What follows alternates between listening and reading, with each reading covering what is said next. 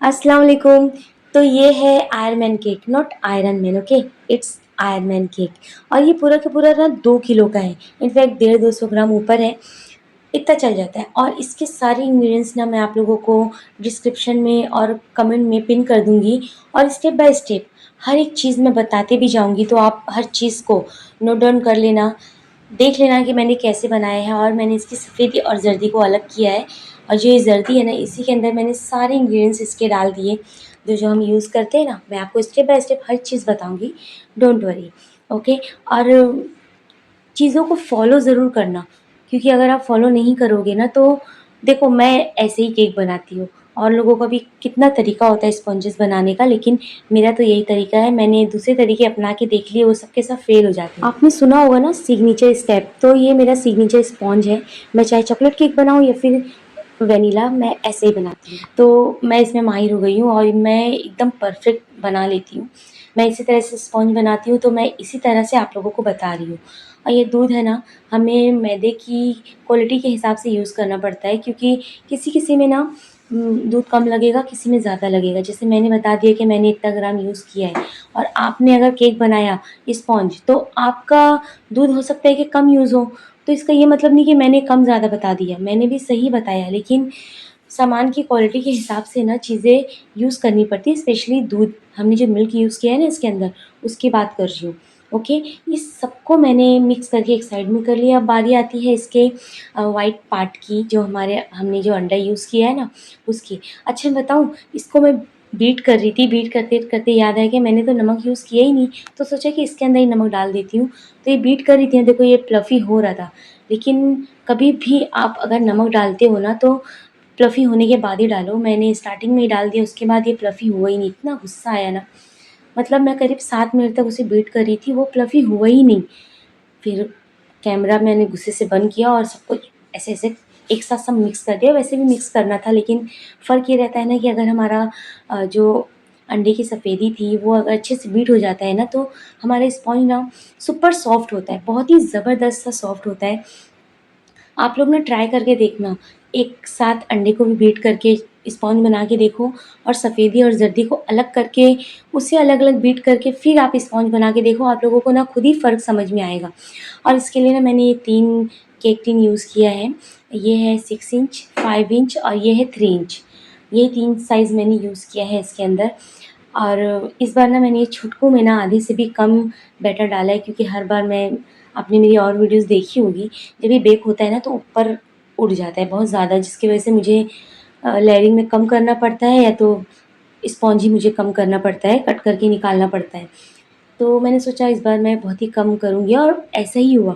ये first time ऐसा हुआ कि तीनों की तीनों ना एक साइज़ का था। मतलब थोड़ा 19-20 का फ़र्क था इसके अंदर, नहीं तो हर बार ना इतना ज़्यादा फ़र्क हो जाता था। बिल्कुल मुझे जमता नहीं था, मुझे काट-छाँट करना पड़ता था। लेकिन ये देखो, ये छुटकू की बात कर रही थी ना, अब मैं इसको निकाल के आप लोगों को दिखाती हूँ। ये देखो, है ना एकदम ज़बरदस्त, एकदम सही मतलब बेक हुआ है। अगर मैंने उसे भर देती तो शायद एक्स्ट्रा फ्लफ़ी हो जाता वो। और ये देखो, मैंने इसकी वीडियो डाली थी, आप लोगों को बताया था कि इससे ना बहुत ही अच्छे से हम जो केक का जला हुआ पार्ट होता है ना, उसे रिमूव कर सकते हैं। कोई प्रॉब्लम नहीं होती है, एक्स्ट्रा पार्ट भी नहीं निकलते हैं, सिर्फ़ जला हुआ पार्ट ही निकलता है। ये शायद थोड़ा एक्स्ट्रा बेक हो गया, इसकी वजह से मुझे ये करना पड़ा। और आपको बता दूँ, इससे आपके केक वेट में कोई फ़र्क नहीं पड़ेगा। हाँ, नहीं तो आप सोचोगे इतना निकाल दी तो अब मेरा केक कम हो गया। इसीलिए तो हम स्पॉन्ज के लिए चीज़ें ज़्यादा एक्स्ट्रा लेते हैं, कि कभी हमारा केक अगर जल गया बाय चांस, तो वो अ, मतलब हम निकाल देते हैं जला हुआ पार्ट, तो हो जाता है मैनेज। और अगर नहीं जला है, तब भी अच्छा है ना यार। अगर केक ज़्यादा बनता है, आपका कस्टमर आपसे खुश होता है, तो इसमें कोई ख़राब बात नहीं है। और अक्सर मेरे केक है ना, 150-200 ग्राम ज़्यादा होते हैं। मोस्टली तो मैं एकदम बराबर ही बनाती हूँ।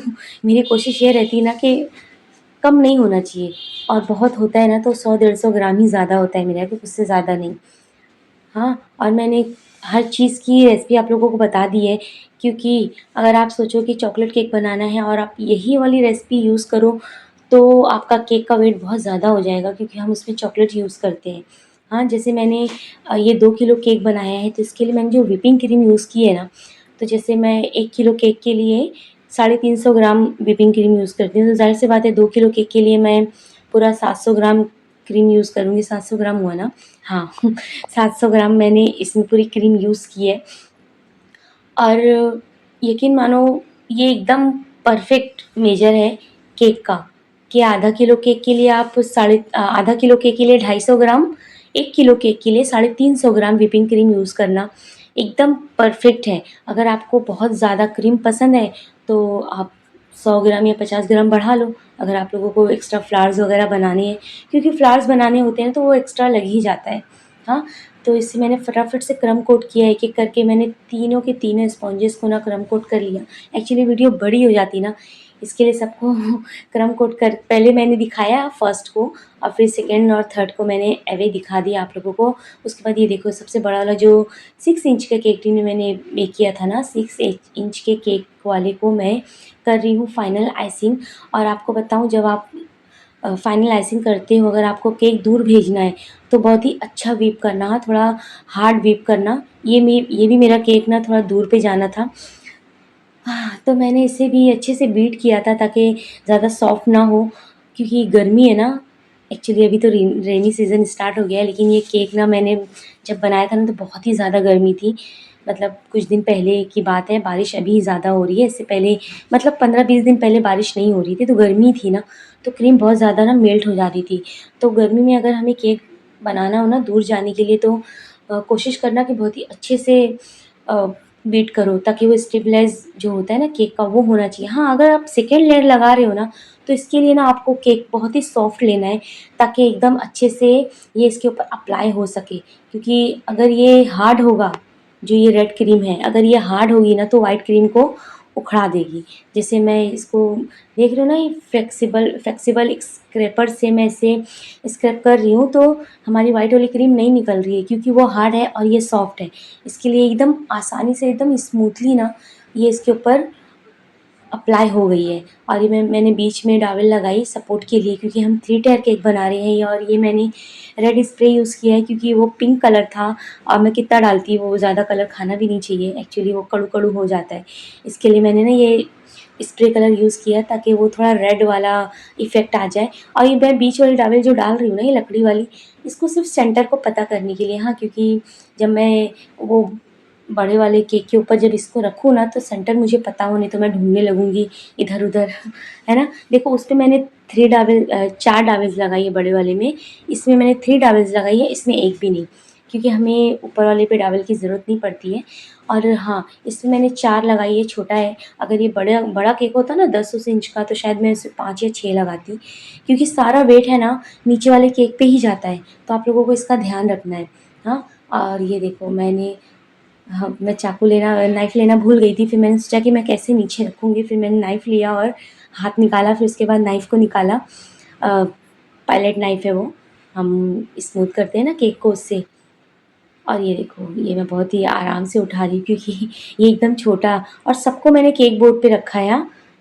ये बीच वाले केक को भी केक बोर्ड के ऊपर रख के, फिर बड़े वाले पे रख के मैंने आइसिंग किया, और इसको भी मैं ना डायरेक्टली केक के ऊपर बोर्ड नहीं रखती हूँ, मुझे वो जमता नहीं है, मुझे यही सही लगता है।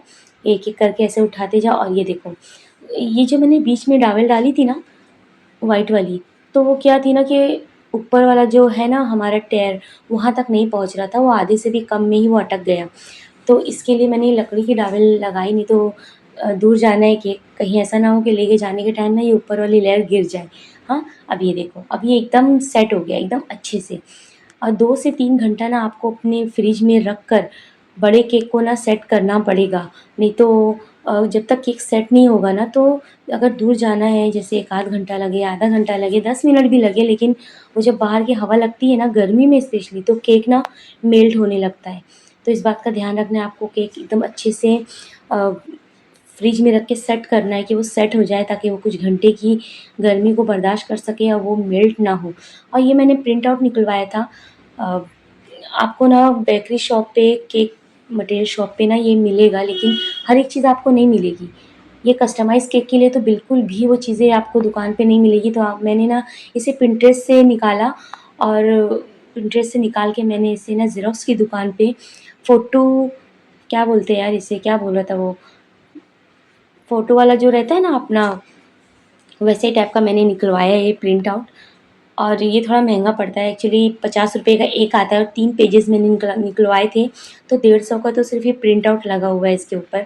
और अच्छा, ये केक बनने के बाद ना बहुत ही खूबसूरत दिख रहा था, इसका टेस्ट भी बहुत ही लाजवाब था, अच्छा लग रहा था, सबको पसंद आया। एक्चुअली ये केक ना मेरे घर का ही था, मतलब मेरी जेठानी के बेटे का बर्थडे केक था ये। और इसके ऊपर देखो मैंने वही रेड वाली व्हिपिंग क्रीम जो मैंने बनाई थी ना, उसी से मैंने इसके ऊपर नाम लिखा है, हैप्पी बर्थडे मोहम्मद। उनके बेटे का नाम मोहम्मद है। और वो बहुत ही एक्साइटेड था इस केक के लिए, उसने खुद मुझसे कहा कि मैं उसके लिए आयरन केक बनाऊँ। और ये मैंने केक कंप्लीट कर दिया है, ये इसका फाइनल लुक है। आप बताओ कि आप लोगों को ये केक कैसा लगा? अगर अच्छा लगे तो प्लीज़ मेरी वीडियो को लाइक करना, शेयर करना और सब्सक्राइब भी करना। और मिलते रहूँगी मैं आपसे ऐसी बहुत सारी वीडियोज़ के साथ, क्योंकि पेंडिंग में ना बहुत सी वीडियोज़ रखी हुई हैं, एक के बाद एक नंबर आ रहा है सबका, और वो ख़त्म नहीं होती कि दूसरे ऑर्डर्स आ जाते हैं, और मुझे अच्छा भी लगता है। मैं तो चाहती हूँ ना कि रोज़ाना मुझे ऑर्डर्स मिले और कई-कई केक्स के ऑर्डर मिले, लेकिन ये पॉसिबल नहीं है क्योंकि मैंने अभी-अभी स्टार्ट किया है और 10 महीने से मैं वीडियोज़ बना रही हूँ। और ये 1.5 साल से मैं मतलब केक बनाने स्टार्ट कर दिया है मैंने, ऑर्डर्स लेने स्टार्ट कर दिए, तो अभी मुझे लोग जान रहे हैं, जब और जानने लगेंगे तो और भी ऑर्डर्स आएँगे। और मैं उम्मीद करती हूँ अल्लाह ताला से कि इंशाअल्लाह मुझे मिलते रहेंगे और मैं एक दिन कामयाब भी हो जाऊँगी। और ये देखो, ये बड़ा केक है ना, तो 2 केक बॉक्स को मैंने एक के ऊपर एक रख के अटैच किया है ऐसे, क्योंकि ये बड़ा केक है तो मैं कैसे रखती मुझे समझ में नहीं आ रहा था, तो ये देखो, इसलिए मैंने ऐसे किया कि मैं ऐसे करूँगी ना तो ये हो जाएगा। और ये केक ना पूरा 2 किलो 150 ग्राम का था, 150 ग्राम या 200 ग्राम का था शायद, 200 ग्राम का था। 2 किलो 200 ग्राम का ये पूरा केक बना हुआ था। और वो 200 ग्राम में ना 130 ग्राम का तो शायद ये केक बोर्ड है, तो उसके हिसाब से ज़्यादा इसका वेट नहीं है। बाकी मैंने इसे कैसे पैक किया है मैं आप लोगों को बता रही हूँ, ये देख रहे हो ना। और ये पूरा ना इस पे लग रहा था, तो मैंने क्या किया, ऊपर के सारे टॉपर्स ना मैंने निकाल दिए कि ये केक को तो मैंने खुद लेके जाना है जहाँ पे बर्थडे है मेरी जेठानी के घर पे, तो इसके लिए मैंने उसे निकाल दिया कि मैं खुद ही उसे जाके वहाँ सेट कर दूँगी कैसे लगाना है। और मैंने यहाँ से ना सेलो टेप लगाया और इससे कर दिया अटैच, इसे चिपका दिया फिर दूसरी तरफ से भी। और मैंने इसे ऐसे ही छोड़ दिया, क्योंकि ऊपर का अगर मैं लगाने लगती ना तो पूरी क्रीम लगने लगती, वो ऐसे भी देख रहे हो थोड़ा सा लग ही गया। और मैंने एक्स्ट्रा व्हिपिंग क्रीम जो बची थी नाम लिखने के बाद, वो भी मैं लेके गई थी कि अगर वहाँ पहुँचने के बाद थोड़ा ख़राब हो गया ना तो मैं उसे मतलब बना दूँगी सही। और मेरी बेटी ने मुझे इसे पैक करने में हेल्प किया और वीडियोज़ मैंने कट भी किया, क्योंकि बहुत बड़ी हो जाती है, टाइम लग गया था मुझे इसे पैक करने में। और ये देखो, ये पूरा पैक हो गया है। तो चलते हैं फिर हमारे कस्टमर को हमारा केक देने के लिए। जब तक आप मेरी वीडियोज़ देखो और मेरी वीडियोज़ को एन्जॉय करो, पसंद आए तो लाइक, शेयर, सब्सक्राइब भी करना। मिलती हूँ ऐसी बहुत सारी वीडियोज़ के साथ। जब तक के लिए अल्लाह हाफ़िज़।